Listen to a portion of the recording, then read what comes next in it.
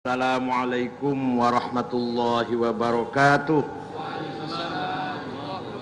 Bismillah, alhamdulillah, wassalatu wassalamu ala sayyidina wa maulana Muhammad Rasulillah wa ala alihi wa sahabatihi wa man tabi'a sunnatahu wa jama'atah min yaumina hadha ila yaumin nahdah.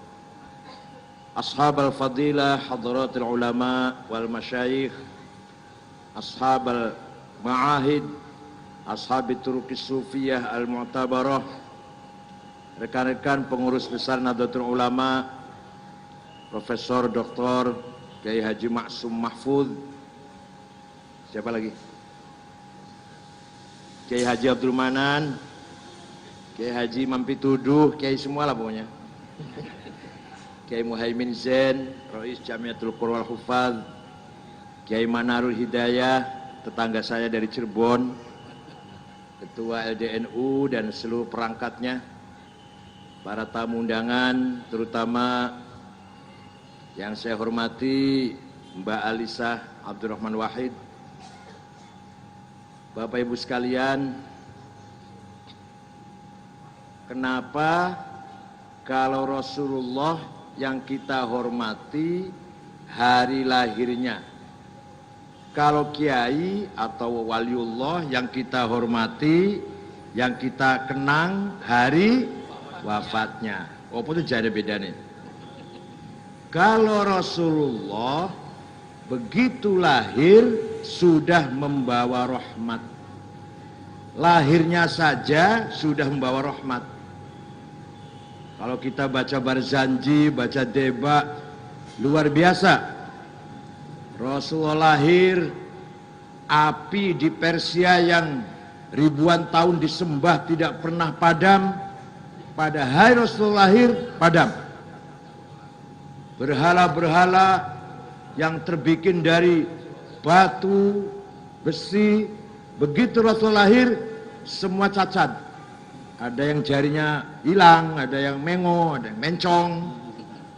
Coba lihat berhala kuno, sekarang kita lihat nggak ada yang utuh. Di Mesir pun ping itu sudah rusak. Itu rusaknya ketika Rasulullah lahir. Begitu pula tanda-tanda kebesaran agama-agama sebelum Islam redup. Begitu baru lahir Rasulullah.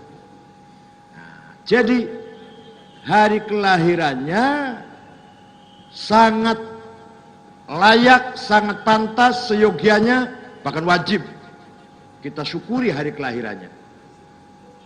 Malah kata sahibud diba ad-dibai, walaupun kita sudah sholat, sudah haji, sudah umroh, sudah bangun masjid, tetap wajib mengadakan maulid Nabi. Walau anna amilna kulla yaumin li ahmada maulidan qad kana wajib. Walaupun kita sudah beramal baik tiap hari, tetap saja kita berkewajiban mengadakan maulidir Rasul sallallahu alaihi wasallam. Ya, yang mengatakan bid'ah ya biarin. Yang mengadakan maulid Nabi insya Allah akan dapat syafaatnya. Yang tidak pernah maulid Nabi ya tidak pernah dapat syafaatnya, gitu aja. Jadi kalau ada orang tidak senang maulid Nabi, alhamdulillah, supaya syafaatnya Rasulullah khusus untuk warga Nahdlatul Ulama saja. Ini barang berharga banget, ini barang berharga syafaat itu. Jangan main-main. Yang tidak layak mendapat syafaatnya gak dapat, yaitu orang-orang yang tidak senang maulid Nabi. Ada jamaah haji ngomong sama saya, waktu saya di Madinah 8 hari, saya ziarah ke makam Rasulullah cuma sekali aja, begitu datang ziarah sudah. Setiap waktu hanya sholat, nggak ziarah. Gak kayak teman-teman sekamar saya itu setiap ke masjid ziarah dulu ke pojok sana, baru sholat katanya. Kenapa Pak? Menurut saya cukup ketemu dengan Rasulullah sekali saja, kata dia. Kata saya, itu yang males bukan sampean. Rasulullah yang males sering-sering ketemu sampean. Jadi Rasulullah mengatakan, udah sekali aja ente ketemu saya, nggak jangan 2-3 kali lah, cukup sekali aja lah. Untung nggak saya tolak, kira-kira itu Rasulullah berkata. Jadi Rasulullah SAW wulida rahmatan lil alamin, maka hari lahirnya kita hormati. Kalau kiai atau wali atau siapapun selain Nabi, waktu lahir belum tahu, dibayangkan jadi apa ini? Nanti kalau sudah besar jadi orang, mau jadi orang baik apa orang tidak baik, akan menjadi pelengkap apa? Jalan hak apakah menjadi pelengkap jalan batil? Gak tahu. Setelah besar, setelah menjadi seorang pemimpin atau kiai atau ulama, besar sekali jasanya, besar sekali perjuangannya, besar sekali andilnya, wafat, meninggal dunia. Nah, kita memperingati haul itu mengingat jasa-jasa beliau yang sangat besar dan sangat menentukan, ikut menentukan jalannya sejarah Islam di Indonesia, maka layak hari wafatnya kita peringati. Mengingat kebesaran para aulia, para ulama, pada malam hari ini kita mengingat jasanya almarhum wal maghfurlah Gus Dur. Waktu lahir kita belum tahu ini orang mau jadi orang baik apa tidak, maka hari lahirnya nggak usah diperingati. Dan begitu wafat, ternyata kita ditinggalkan oleh seorang guru, seorang pemimpin, ya kiai, ya pemikir, ya budayawan, ya sufi, ya politisi.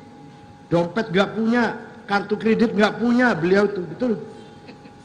Tadi Mbak Lisa cerita minta uang, sama saya juga pernah. Gak ada arto betul, saya punya uang gak? Berapa Gus? 300.000.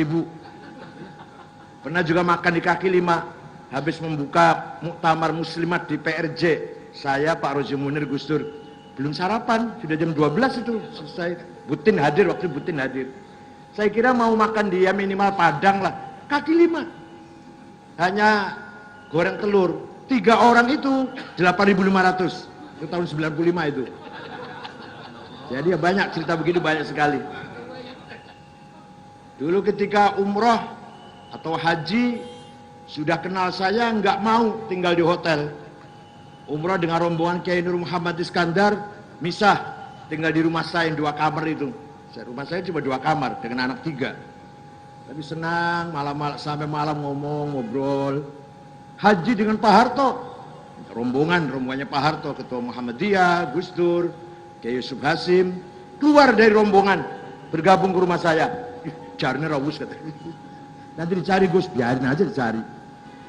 Itulah beliau, antara lain itu contoh kecilnya, contoh sedikit dari akhlaknya Gus Dur.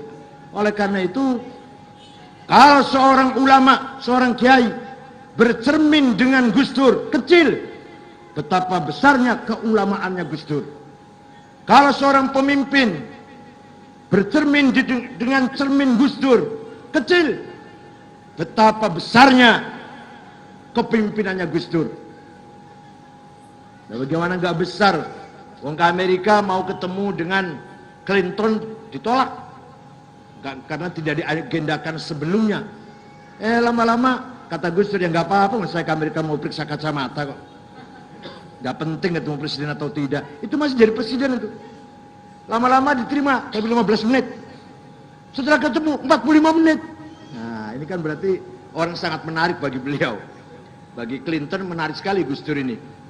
Presiden Prancis, kalau ada tamu sampai pulangnya diantar, kalau yang datang dijemput, dia menjemput. Tapi kalau pulangnya tidak, itu Presiden Prancis. Kecuali kalau presiden yang dianggap besar, yang dianggap terhormat, itu pulangnya pun diantar oleh Presiden Prancis. Termasuk Gus Dur itu. Keluar dari pertemuan, diantar sampai ke pintu mobil. Berarti Presiden Prancis sangat kagum dengan beliau. Jadi seorang pemimpin kalau bercermin dengan kepemimpinan Gus Dur, kecil. Seorang pemikir, filosof, intelek, bercermin dengan intelektualitasnya Gus Dur, kejeniusannya Gus Dur, kecil. bukan bandingannya. Seorang sufi, mursyid tarekat yang jamaahnya puluhan ribu, bercermin dengan Gus Dur, habis sudah nggak ada arti apa-apa. Mursyid tarekat itu rata-rata subur makmur, kaya dan raya kok. Sedangkan Gus Dur bukan mursyid tarekat tapi hidupnya apa adanya. Ini salah satu contoh ketika jadi presiden, batiknya ganti-ganti terus. Jadi kasih orang, jadi kasih. Celananya bagus, kelihatan sekali, potongan jahitannya itu mahal itu. Dipakainya bagus. Begitu selesai presiden, dibuang semua itu. Yang dibawa pulang yang dulu dibawa ketika masuk ke istana. Jadi batiknya Gus Dur ketika selama jadi presiden yang selalu ganti itu, nggak ada di rumahnya itu. Kemudian Gus, kalau bagi-bagiakan, saya kok nggak kebagian.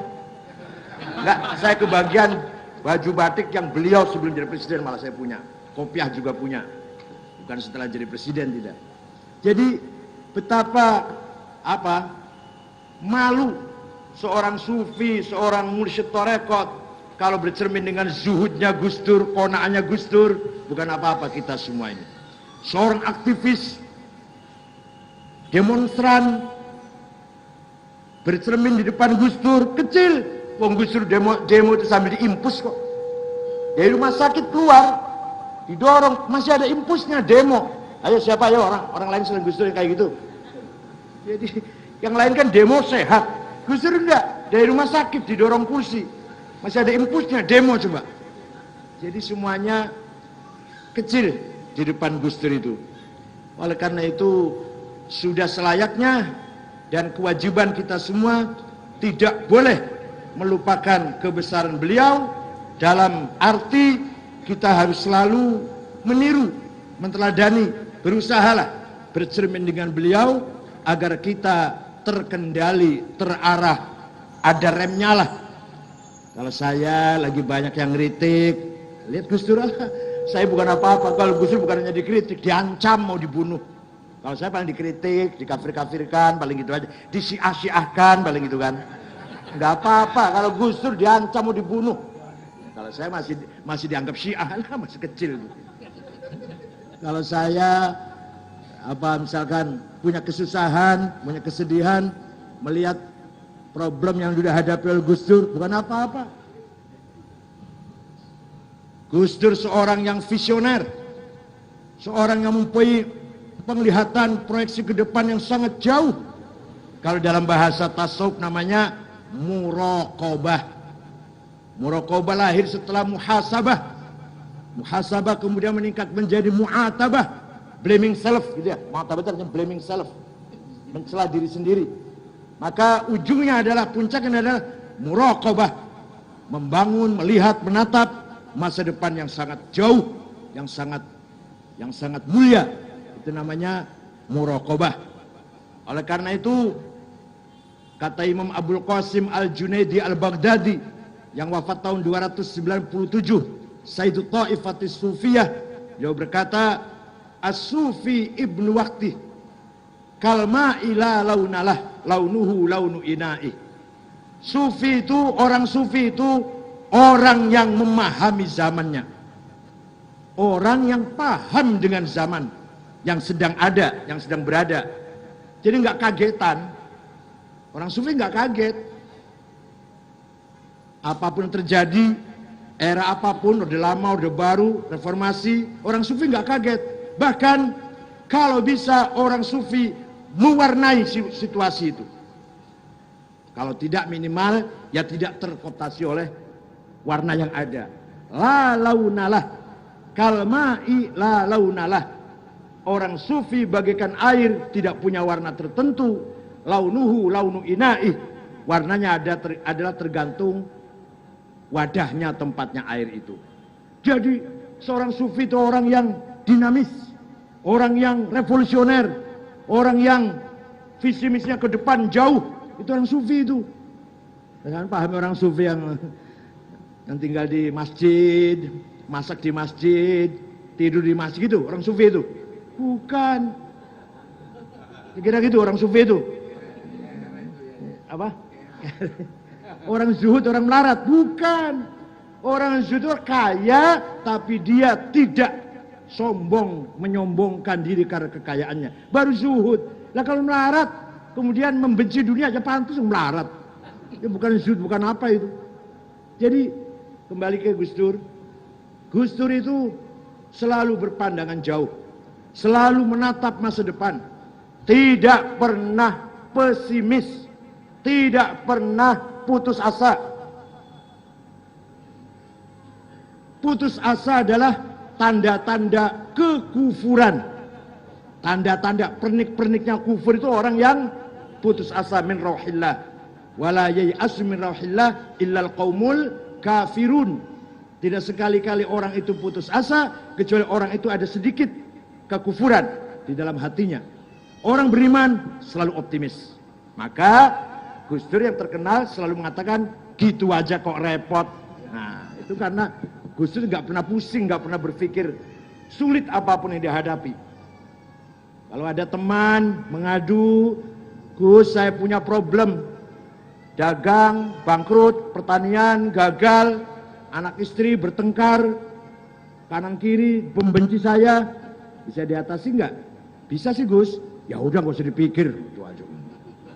Nanti besok ada teman lagi, Gus saya punya problem besar, ekonomi morat-marit, utang banyak ditagih tiap hari, istri lari ke orang tuanya minta cerai, anak menantu berantakan, bisa diatasi nggak? Nggak bisa Gus, sulit sekali. Ya udah nggak usah dipikir. Jadi yang bisa diatasi aja nggak usah dipikir, tinggal tunggu waktunya saja nanti akan selesai. Yang tidak bisa diatasi, ya jangan dipikir, bukan urusan kamu. Yang bisa mengatasi persoalan yang sangat rumit adalah Allah.